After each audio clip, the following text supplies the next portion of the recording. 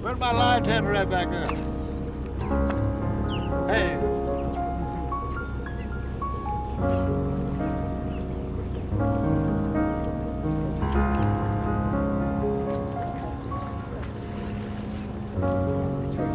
Hell, we don't have any oil pressure, no heat gauge, no ammeter. I think it's in electronics.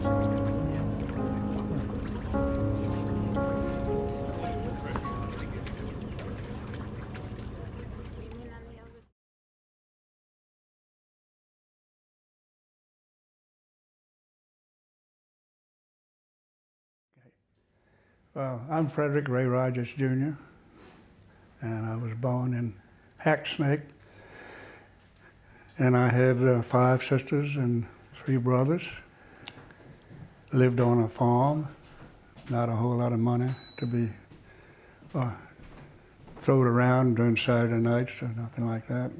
They didn't have much left by Saturday. But it all turned out pretty good. So. But it was a healthy life.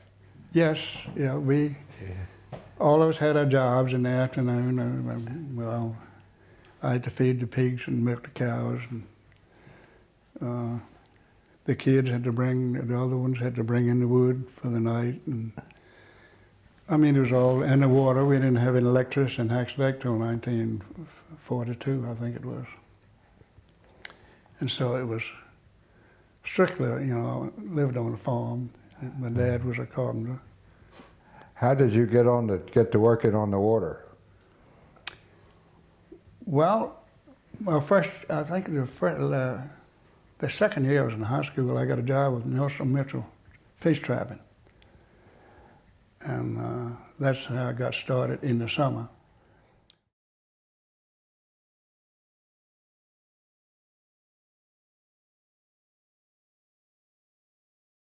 In the fall, that fall of, let me see, when was it, 1943 or 44, I was a junior in high school, and it was 4 of us decided we were going to quit school and go into service. And we did, and of course I was only 16 then when I first started this. And of course when my mama found out, she said, I don't want you to go, son, or something like that. And my dad, he said, well, Dorothy, it's just as well, you just well let him go, because he's going to go anyhow. So I had to lie about my age and to go in. And when the time was up, I was fishing that summer. I had a little time left, and I was fishing with Bernard Shelton on the, what was the name of the boat now? I can't think of the name of the boat. William S. Brewster from Reedville, Oil and Wana, it was then. And I know I had to go into service. I had to be there at a certain time to take my physical and stuff. And Stanley Shelton he lived up the street here. He was a second engineer on there, and he carried me to Philadelphia. We were fishing in Delaware. Carried me to Philadelphia and put me on the train, and I take the train to Norfolk. And they had a truck there to meet me. And so we went and had my physical, and the next morning they put me on the steamboat at Norfolk and sent me to Curtis Bay, Maryland, where I took boot camp, Coast Guard boot camp. And when I got there off the boat, it had a truck there waiting for me, picked me up and carried me to Curtis Bay to the Coast Guard Training Center. And I know they carried me in, this sergeant, not a sergeant, but a coxswain carried me in there to this big building, and it had an upstairs and a downstairs. And I was upstairs, And I was the only one in the building. He put me in there with, there's a bunk up in it, and it was winter time, and it was all made and everything. Anyway, I went in there, and then the next morning, because I didn't wake up because breakfast, I guess, was served probably around 6 o'clock in the morning, and I know a guy came in there hooting and hollering, "Get up, chow time," and I was still asleep. But anyway, I stayed in there until I got out of the Coast Guard. Until I got out to boot training. That was three months, and I got on the USS Cuyahoga W-157. I'll never forget that. She was a patrol craft from, and she had just been refinished because she had steel decks on it before, and of course they knew I was going down Guantanamo Bay, so they put wooden decks on over top of the steel, to keep it from being so hot, because we didn't have any air conditioning. It had heat, but no air conditioning. And so they put us on patrol. We went to all the islands down there, because the German subs were, would come in there. They had certain places they could fuel up, and they finally found it where they could fuel up and grub up under some of the mountains around Haiti. I know we used to go into Port-au-Prince a lot, and Haiti, and what was the other one? Curacao. And because the subs, then the water was so deep in those mountains, they could run right up the shore almost. Right up under the mountain. It's German subs. German subs, yeah. And they were what they were after was see all of the patrols and things that were set up in Windward Passage down in Guantanamo Bay, and that's where they used to set the convoys up. They assembled the convoys there, and we would patrol them. We'd go halfway across, and we couldn't carry fuel enough to make the whole trip, so we had to turn around and come back. We met the other convoy. They would come out, and they would switch, and they would come back. We'd come back. And but it was quite an experience, and I got out in the last part of 1946.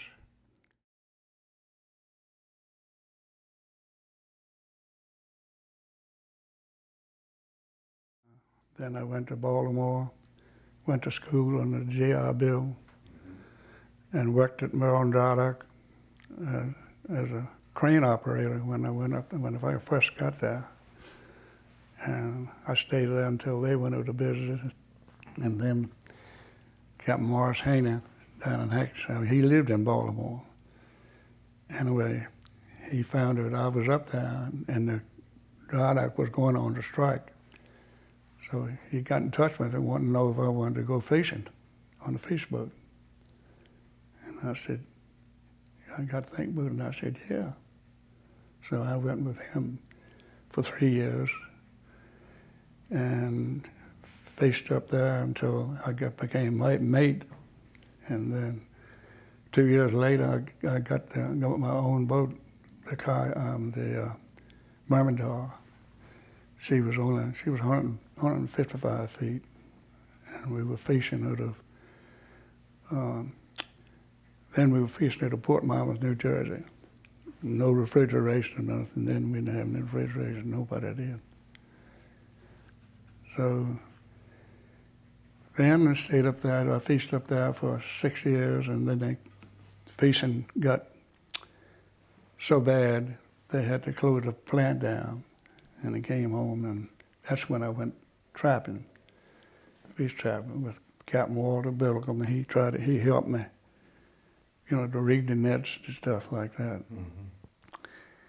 And then I went out. I was fishing. Dudley was fishing out of the Fred, and he would, Captain Walter's big skiff, after we got our traps out, we'd tow that skiff behind us, that big skiff, and I'd fish my trap out of that, and then go on up and fish Dudley's boat, fish his traps, and put his fish on the Fred. I got to Glenafay in, I think it was I'm not sure about this. I think it was 1976. And, but before that, I had bought her, she was built for Walter Kilduff. He was an oysterman out of Glee Point. And he had the boat built, and he named it after his daughter, the Glenafay. And when he went into business, Charles Elbert Carson, I don't know if you heard, I guess you've heard of him, lived in Fleeton. He bought her. And he didn't take very good care of her. And he oystered her over 2 or 3 years, and then Eugene Jett bought her for his son, his oldest son, Jack's brother. I don't know, you probably didn't know him, no. They call him Gene. And, but he didn't take care of it either. So anyway, we found out that she was for sale. Eugene was going to sell her because his son didn't want a crab pot or anything. So Captain Walter went over with me and looked at the boat, and the decks were all rotten, and cabin was rotten, and the only thing was, it was a good sound. The sides were good and the bottom was good. So I got that and brought it over to Captain Walters, and he went up to Legal Lumber Company with me, and we bought a whole, had a truck in there, just came in the same time we were there, with a load of 2-inch 2x12 spruce pine. Good material. And so Captain Walter told me to buy that. As a matter of fact, I think he bought it and I had to pay him back or something like that. But anyway, I got a fellow down there called Herman Lewis, used to work at the railway, and his days off, he would help me put new decks on them and a new cabin. And then that's when I started fishing on my own on the Glenafay. And When was she originally built? she was built in '46, I think. 46, Yeah. That's when she was built by George Butler. It was the first big boat. We call it a big boat. Uh-huh. The first big boat he had built. And he built. It was 2 boats built, one right after the other, same size. The other one was called the Mary B. He built it for a cullet faller over at Hacksnack, and then they built the Glenafay. Uh-huh. Most of the lumber that came with that big tree. And she made a damn good boat, I can tell you. She was a good sea boat. Yeah. Good sea boat. So, 46. She's almost 70 years old. Yes. Uh-huh. Mhm. Yeah. Tell us about the sinking then. Well, I had this colored fellow with me, Gina. I don't know whether you heard of him or not, but he was trapping with me. He'd been with me ever since I started. And I know we left, it was in the October, gone to Chile. And it was some fish, a lot of fish going at that time, and I wanted to get out there, and get them pretty bad. And I went out, and Dudley went out in the Fred, and my traps were closer to Smith Point than his was. And I know we got up that rough as hell northeast when we moved that morning, and I started not to go up there, but anyway, we kept going. And we got inside the trap.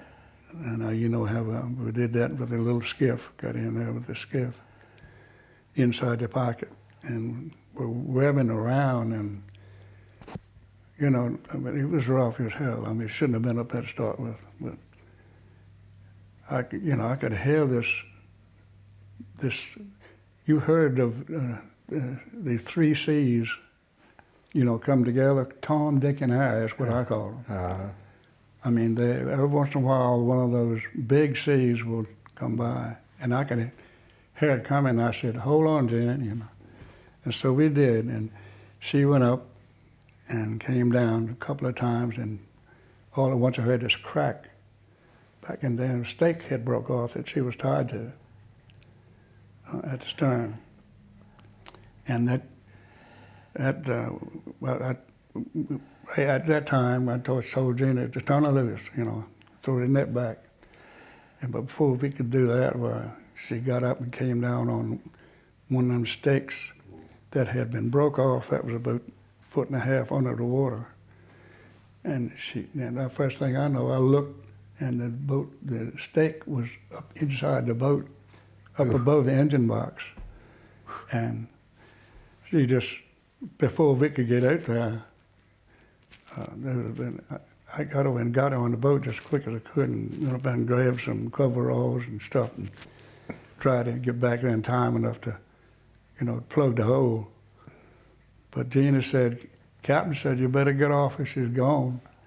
And I was standing in the water when I come out the cabin. I was in water, and so I had nothing for me to do but just jump over with my boots and the oilskins and everything on. So I jumped over, and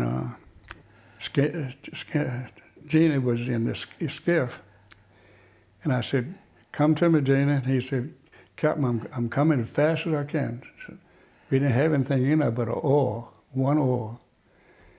And this skiff was, well, she was 21 feet, and she was kind of hard to paddle anyway. Yeah. So he started paddling to me, and I was paddling to him. Of course, the wind was right in his face and eyes. And we finally got close enough together. I said, "Come get me quick as you can, Gene." And he said, "Captain, I'm doing the best I can." That's what he said. So he finally got to me. And of course, the boat at the time, I looked back and no boat. I mean, she'd gone. And so finally he got to me, and I was give out from swimming because I finally got one boot off. So I couldn't, because you know, your clothes kind of stick to you, you know, when you're in the water like that. And I finally got one boot off, but I still had the oilskins on, and I got one arm out of my coat, oilskin coat. But anyway, he got a hold of me, grabbed me by my hair, and pulled me to the boat. And I said, "Gina," I said, "just hold me, you know. I know you can't get me in right now. Just hold me." And he was give out from paddling. And finally, I said, "Just hold me until we, you know, get ourselves together." So he did. I don't know how long we were in the water. I'm just saying, paddling, and I was trying to swim to him. We head to that end, you know, strand of that wind. And finally, he got me in a boat. Of course, I can remember, you know, I never was that cold in my life. And there was the first time I ever hugged a black man in my life. Mm-hmm. That was Gene and myself down there, arm in arm in the cabin, trying to keep warm from Smith Point to home. Oh, and old Gene, I swear he was, it changed my views on friendship. Mm-hmm. I mean, God, I mean, he done every damn thing he could do to help me. Yeah. And I'll never forget when he died. Yeah. I was one of his pallbearers. Really? Yeah. And that water was pretty cold. Yeah. Cold, damn right it was cold. What time of year was it? October. October, yeah. Okay. I think it was 28th of October. Uh-huh. And this one crabber was up there. His name was John Diggs, a colored fellow that lived down in Blackberry. And he was at the boat. He saw us when we came up there. He was inshore of us, you know, fishing his pots. And he happened to look up and didn't see the boat. And he did finally saw the skiff, so he finally came, you know, toward us. And he made, I don't know, 3 or 4 passes by us, you know, so rough. And he was scared as we were, I guess. And he finally made, I think on the 3rd or 4th try, he finally got to us and got us. We got in the boat, in his boat, and Dudley was up there below us. He was coming to his trap.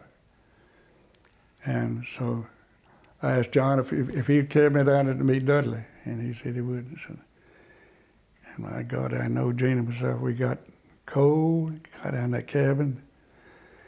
And it was kind of nick and tuck there for a while. And so Dudley turned around and carried us home. What happened to the skiff? Your We skiff? towed it. We held on to the skiff. And he towed us home, and of course I finally went home, and I got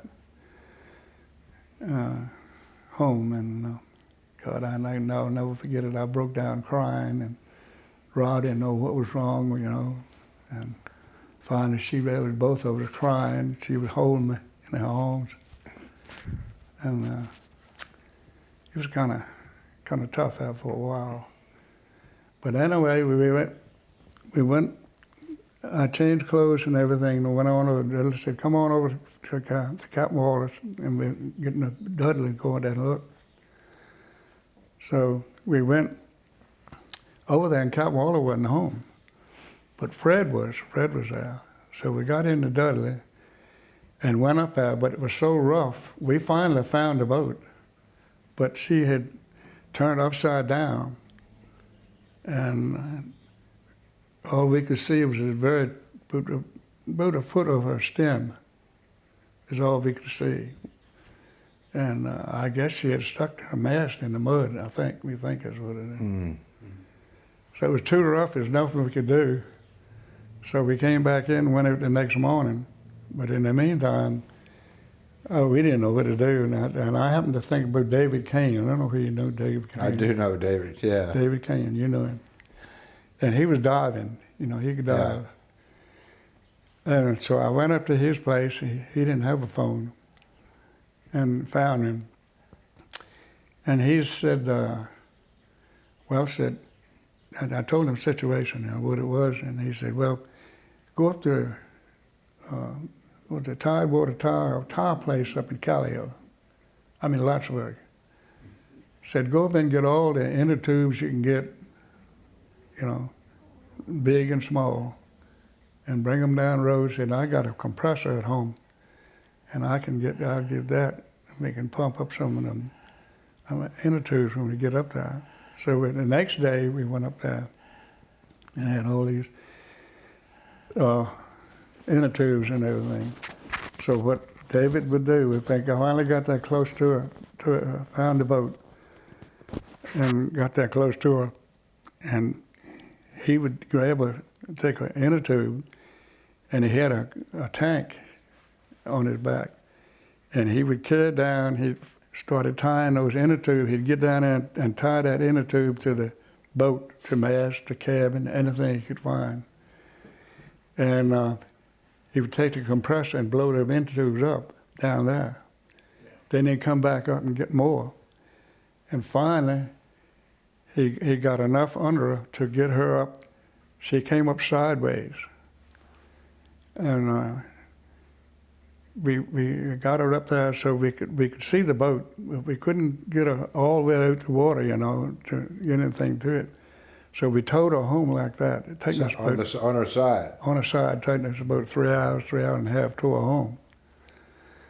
And we got, of course, the word had got around, and when we got to Captain Wallace dock, I mean, of course, a lot of boats came with, you know, the word got around that came out to try to help us, but we were on the way in, and we decided we'd just get her in shallow water at Captain Walter's dock.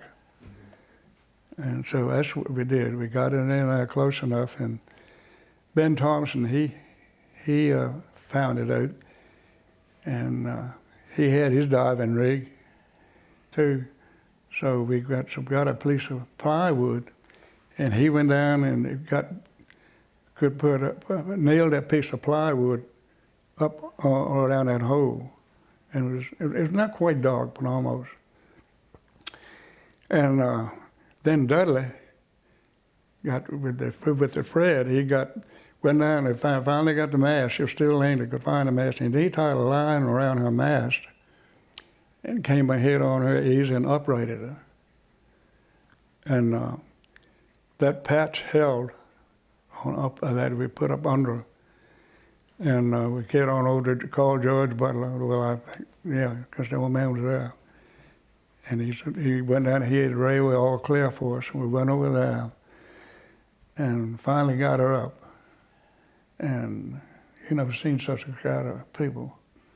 I mean, food, God, I mean, everything, sandwiches and everything. And there's a lot, I mean, so many people I didn't even know at that time.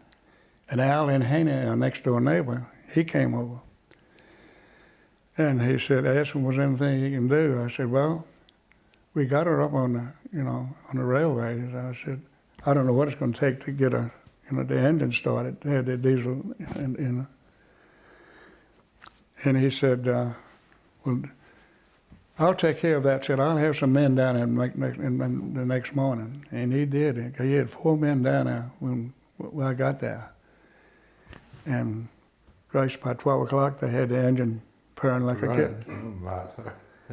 And there was a lot of people came down to see if there was anything they could help us do or anything. And so Alan Haney, I saw him, he came down there, and I said, well, I certainly do appreciate it. And I said, now how much do I owe you? He said, I'll send you a bill. And I never got a bill from him.